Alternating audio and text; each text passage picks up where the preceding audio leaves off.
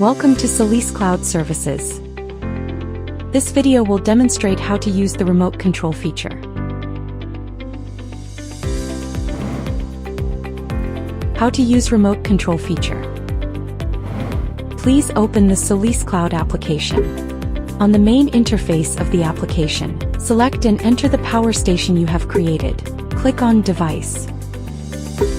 Then click on Inverter to view the inverter information.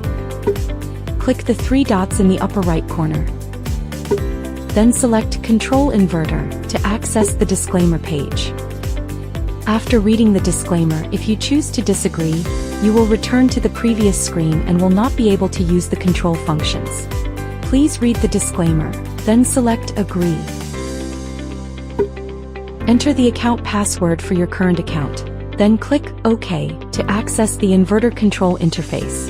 Click on Storage Mode to enter the energy storage mode settings page. Click Self-Use, then click Save. After receiving the success prompt, click Got It. Click on Charging and Discharging slot to enter the charge and discharge settings page.